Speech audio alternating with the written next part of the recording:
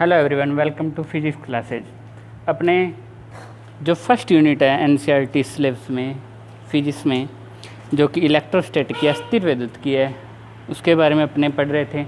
आज अपने करेंगे इलेक्ट्रिक डाइपोल, मतलब विद्युत द्विध्रुव। तो सबसे पहले विद्युत द्विध्रुव है क्या? विद्युत द्विध्रुव, विद्युत द्विध्रुव क्या होगा? जब परिमाण में समान, मतलब दोनों का मान समान हो, और प्रकृति विपरीत, प्रकृति विपरीत मतलब एक प्लस का और एक माइनस का आवेश हो, और दोनों अत्यंत कम दूरी पर हो, मतलब पास पास में हो, तो इस प्रकार जो अपने युग्म बनेगा उसे क्या कहेंगे? विद्युत द्विध्रुव। तो जब परिमाण में समान व प्रकृति में विपरीत दो आवेश परस्पर अत्यंत कम या अत्यंत अल्प दूरी पर स्थित हों तो इस प्रकार बने युग्म को विद्युत द्विध्रुव कहते हैं। तो विद्युत द्विध्रुव क्या हुआ? जब परिमाण में समान और प्रकृति में विपरीत दो आवेश हों और दोनों ही क्या परस्पर अत्यंत अल्प दूरी पर, मतलब बहुत कम दूरी पर हों, तो इस प्रकार जो बनेगा युग्म उससे क्या कहेंगे? विद्युत द्विध्रुव।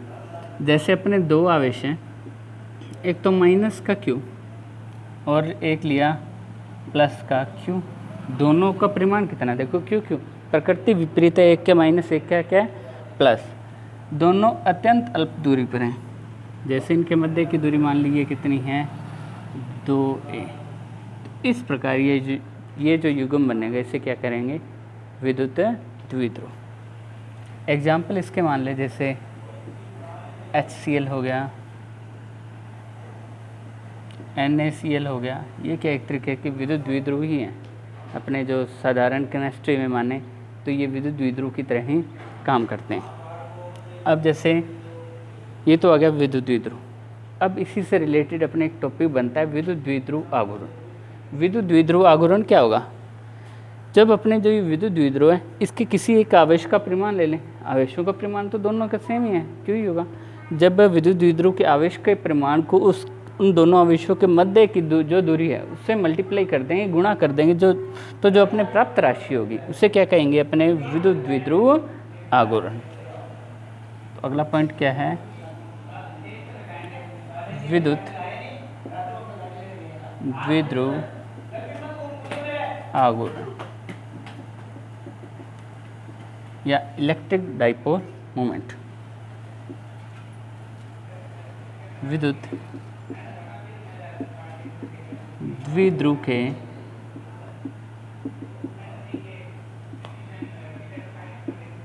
आवेश के परिमाण तथा आवेशों, मतलब जो दोनों आवेश हैं तथा दोनों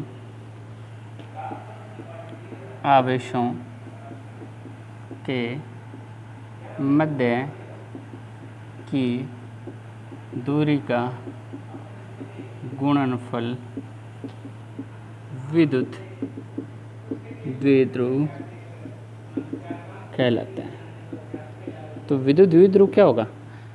विद्युत द्विध्रुव आघूर्ण, विद्युत द्विध्रुव आघूर्ण कहलाता है। तो विद्युत द्विध्रुव आघूर्ण क्या होगा?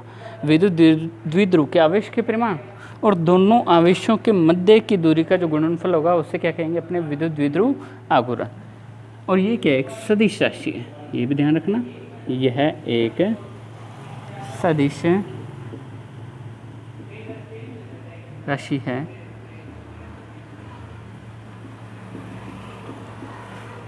इसे पी वेक्टर से निरूपित करते हैं। ये एक सदिश राशि ऐसे कैसे लिखेंगे पी वेक्टर से? तो पी वेक्टर इक्वल टू क्या हो जाएगा? Cube multiply 2a vector, cube multiply अपने कर दें 2a वेक्टर, तो क्या मिलेगा अपने? P vector. परिमाण के रूप में लिखेंगे तो परिमाण क्या होगा? p बराबर क्यूब मल्टीप्लाई 2a। ये हो गया अपने विद्युत द्विध्रुव आघूर्ण का मान। अब इसकी इकाई मतलब यूनिट, मात्रक, और इसके अलावा इसकी विमा क्या है ये अपने ज्ञात करेंगे।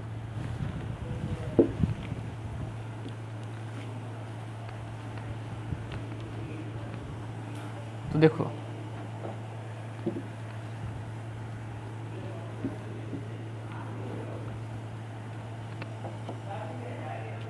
अपने P इक्वल टू क्या था? Q multiply 2a। अब इसकी यूनिट लिखनी है, यूनिट मतलब इकाई या विमा। ये क्या इकाई क्या होगी? P equal to Q multiply 2a। Q मतलब आवेश, 2a मतलब डिस्टेंस, दूरी है। तो आवेश का मात्रक क्या होता है? कूलाम। और जो दूरी का मात्रक क्या होता है? मीटर। तो इसका मात्रक क्या हो जाएगा?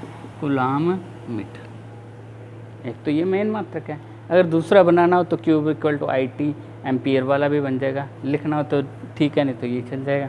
अब इसके बाद इसकी विमा मतलब डायमेंशन। ये क्या होगी? देखो P equal to cube multiply 2a। P equal to, अब देखो अपने I इक्वल टू क्या होता है? Q अपॉन में T। तो Q इक्वल टू क्या हो जाएगा? IT। I करंट क्या होता है? चार्ज अपॉन में टाइम, आवेश बटे समय, मतलब आवेश प्रवाह की दर को क्या कहते हैं? धारा कहते हैं, करंट कहते हैं। तो I equal to Q upon में T, तो Q इक्वल टू क्या हो जाएगा? IT।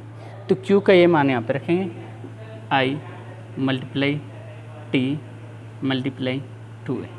अब इससे अपने क्या निकाल सकते हैं? इसकी डायमेंशन या विमा निकाल सकते हैं। तो इसकी विमा क्या होगी? देखो सबसे पहले देखिए इसमें m मास द्रव्यमान है, कहीं पे आ रहा है इस फॉर्मूले में? मतलब फॉर्मूले को अपने जब भी डायमेंशन निकाल लें, विमा निकाल लें, तब तक सोल्व करो जब तक वो किस में आ जाए? मास, डिस्टेंस, टाइम, करंट, या फिर अगर अपने देखें टेम्परेचर हो तो टेम्परेचर की फॉर्म में आ जाए, तब तक अपने उसे सोल्व करेंगे। उसके बाद उसकी क्या लिख सकते हैं? डायमेंशन लिख सकते हैं। तो देखो यहाँ पे मास आ रहा है कहीं पे? नहीं, m0। इसके बाद L मतलब लेंथ, दूरी देखें, I तो करंट है, T टाइम है, और 2a डिस्टेंस है कितनी बार? देखो 2a 2 बार नहीं है, एक बार ही है। 2a टोटल डिस्टेंस है, तो L1। आगे T टाइम कितनी बार है? एक बार, T1। करंट कितनी बार है? एक बार। तो ये है आगे इसकी डायमेंशन या विमा। इसकी दूसरी इकाई देखनी तो यहीं से अपने एक और इकाई लिख सकते हैं। एक तो इकाई क्या है? क्या इकाई क्या मात्रक क्या है? Coulomb metre. दूसरा क्या हो? देखो ampere multiply second multiply metre. दूसरी इकाई यह हो सकती है। अब अपने विद्युत द्विध्रुव से संबंधित कुछ क्वेश्चन बनते हैं। जैसे क्या? पहले तो जैसे विद्युत द्विध्रुव की अक्ष पर अपने विद्युत क्षेत्र की तीव्रता निकालना, और एक अपने विद्युत द्विध्रुव उसकी निरक्ष पर विद्युत क्षेत्र की तीव्रता निकालना। तो पहला पॉइंट अपने इसमें बन रहा है विद्युत द्विध्रुव की अक्ष पर विद्युत क्षेत्र की तीव्रता। विद्युत द्विध्रुव की अक्ष पर विद्युत क्षेत्र की तीव्रता। तो जैसे अपने एक विद्युत द्विध्रुव माना, ये है, इसका माइनस क्यू आवेश यहाँ पे पड़ा है, प्लस क्यू ये है, दोनों के मध्य की दूरी ये टोटल कितनी है? 2a। इसका मध्य बिंदु क्या है? O। यहाँ से ये वाली डिस्टेंस क्या हो जाएगी? ये वाली दूरी क्या हो जाएगी? a। और ये वाली दूरी भी क्या हो जाएगी a। अब इसकी अक्ष पर कोई बिंदु है P, इसकी अक्ष पर स्थित बिंदु कोई P है जिसकी मध्य बिंदु O से दूरी कितनी है r। अब इस P पर अपने विद्युत क्षेत्र की तीव्रता ज्ञात करनी है। तो देखो एक अपने ये भी पता होना चाहिए विद्युत क्षेत्र की डायरेक्शन किधर होती है, दिशा किधर होती है इलेक्ट्रिक फील्ड की।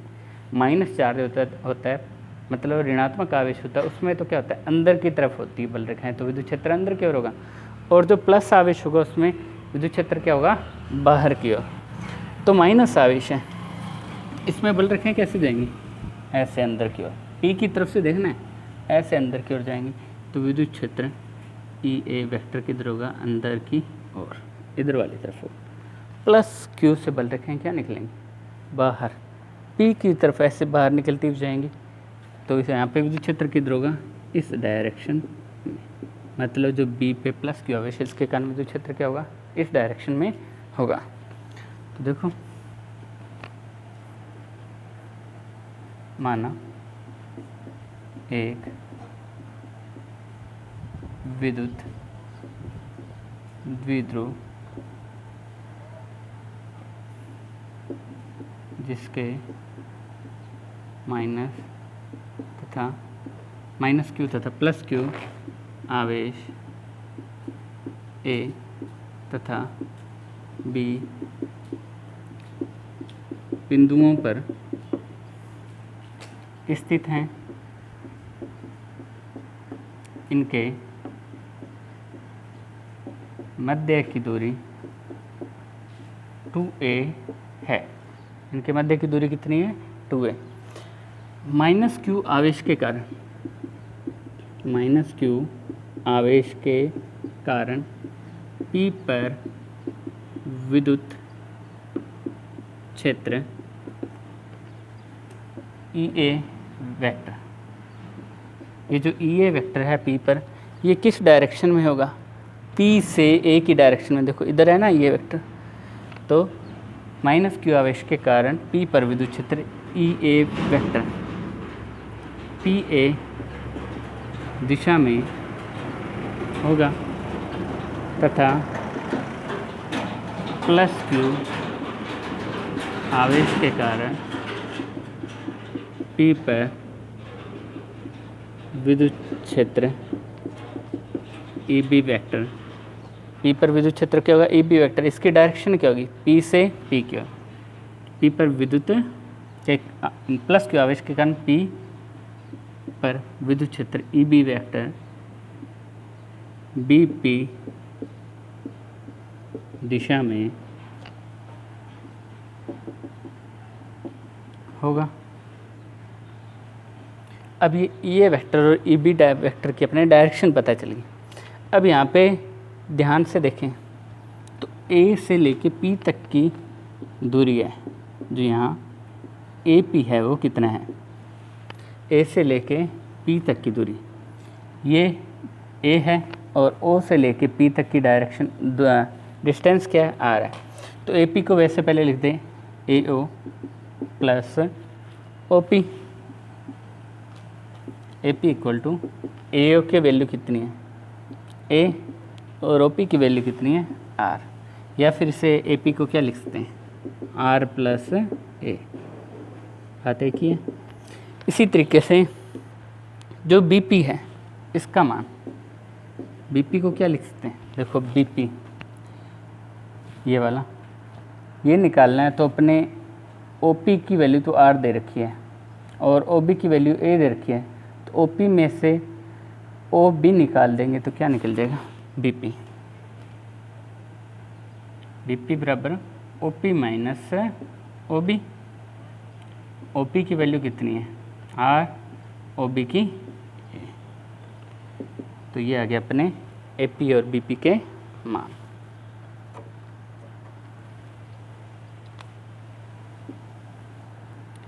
अगर अपने EA का मान यहाँ पे निकालना चाहिए, EA वेक्टर, ये क्या होगा, देखो अपने विद्युत क्षेत्र का मान क्या होता है E equal to K Q upon में R स्क्वायर।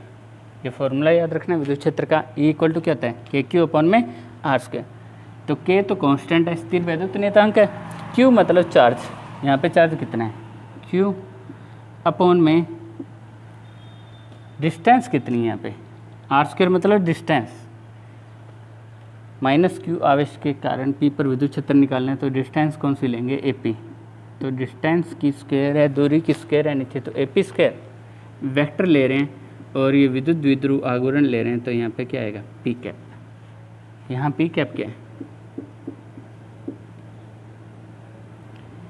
विद्युत द्विध्रुव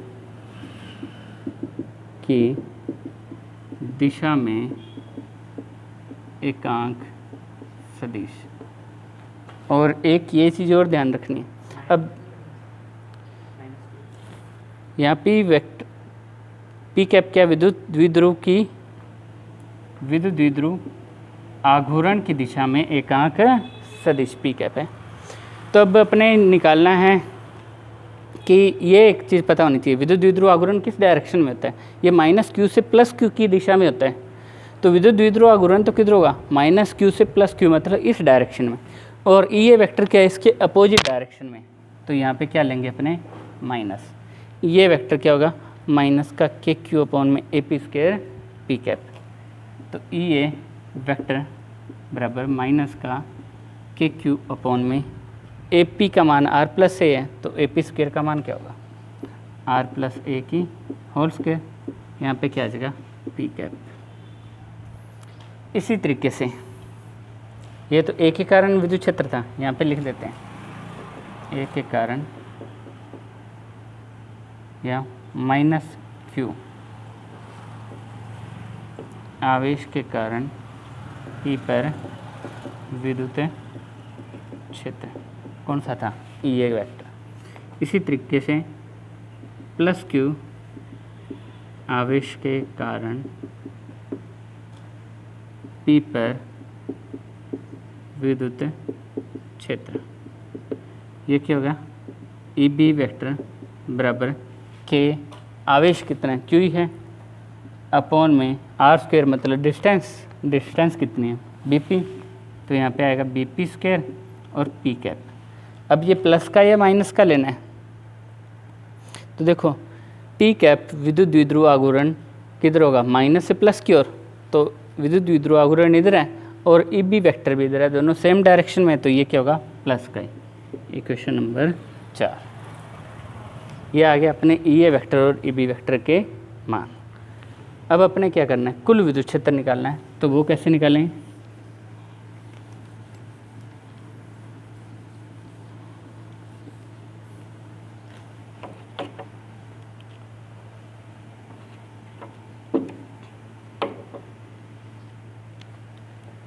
अतः बिंदु P पर कुल विद्युत क्षेत्र, ये क्या होगा, E vector equal to E A vector plus E B vector, total मान क्या होगा, दोनों का योग होगा।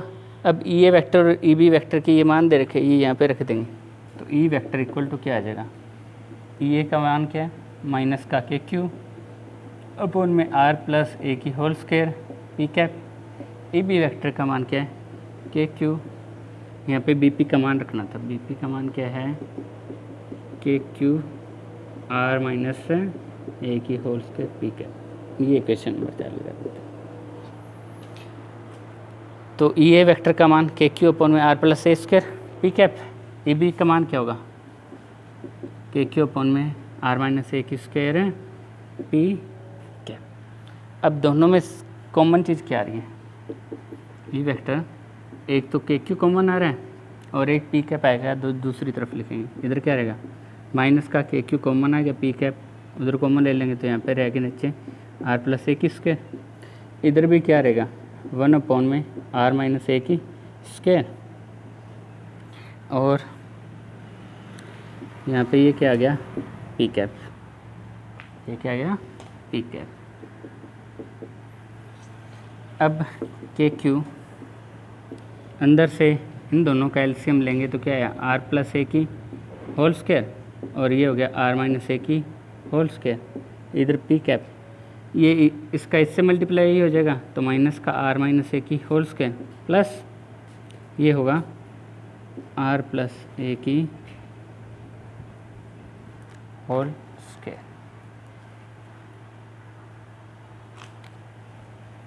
E vector equal to K Q. अब इसे अपने खोलेंगे तो ये आएगा R square plus A square minus का 2ar, ए माइनस बी की होल स्क्वायर वाला फॉर्मूला इसमें लग जाएगा। ऐसे इसे खोलेंगे ए प्लस बी की होल स्क्वायर वाला फॉर्मूला लगेगा तो वो क्या होगा, A square plus B square plus 2ab, तो ये होगा R square plus A square plus 2ar upon में ये A plus B A minus B, A plus B A minus B क्या होता है, A square minus B square, तो ये हो जाएगा R square minus A square इसकी होल स्क्वायर, और इधर आ गया पी कैप।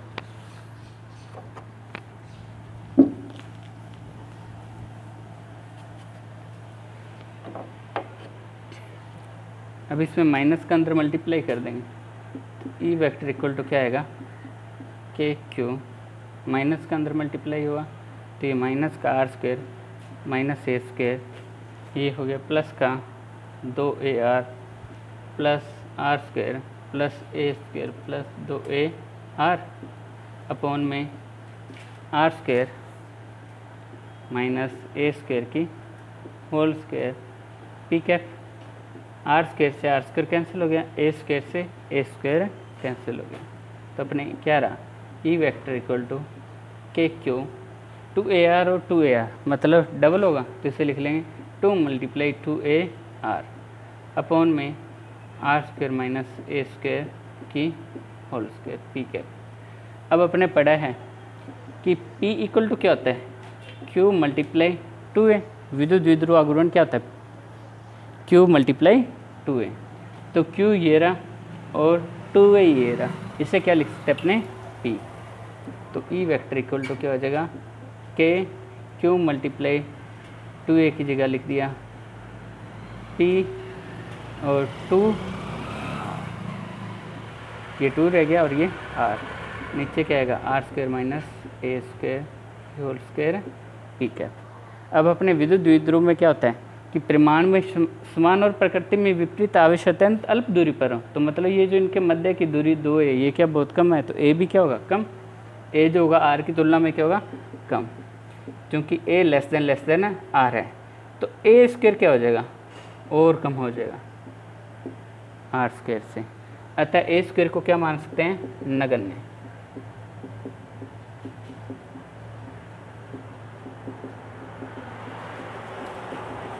मतलब ए स्क्वायर को अपने क्या मान सकते हैं नगण्य। जब ए स्क्वायर को नगण्य मानेंगे तो क्या अपने यहाँ पे आएगा, ए स्क्वायर इक्वल टू ये 2 यहाँ पहले लिख देते हैं 2kpr, ये ए स्क्वायर नगण्य माना तो ए स्क्वायर यहाँ पे मानने कुछ नहीं रहेगा, तो क्या रहेगा आर स्क्वायर की स्क्वायर, तो क्या हो जाएगा आर की पावर 4 और ये आ गया P cap.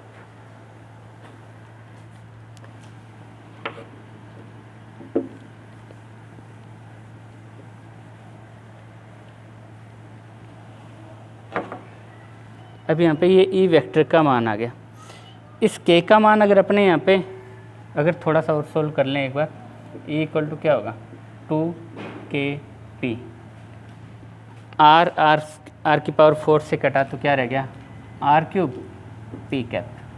E equal to जो ई वेक्टर है के की वैल्यू क्या होती है 1/4πε0 और ये आ गया 2p अपॉन में आर क्यूब पी कैप, ये आ गया अपने ई वेक्टर का मान।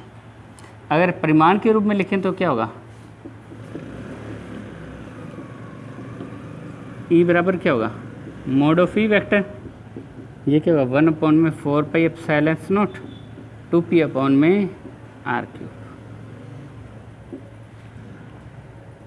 ये आ गया अपने विद्युत क्षेत्र का मान। अगर इसी से अपने देखें ई एक प्रोपोर्शनल टू क्या है, देखो 1/4πε0 कांस्टेंट है, 2p भी क्या है कांस्टेंट, तो ई प्रोपोर्शनल टू 1/r क्यूब, मतलब r बढ़ेगा तो ई का मान क्या होगा कम। तो इनके मध्य जो अपने ग्राफ प्लॉट करेंगे वो कैसे बनेगा, ई वेक्टर ई इधर लिया आर इधर लिया, अब आर का मान बढ़ाएंगे तो ई का मान क्या होगा, कम। तो इसमें ग्राफ कैसे प्लॉट होगा, इस तरीके से। तो आज अपने विद्युत द्विध्रुव पढ़ा और विद्युत द्विध्रुव के कारण उसकी अक्ष पर विद्युत क्षेत्र की तीव्रता अपने निकाली विद्युत द्विध्रुव की अक्ष पर।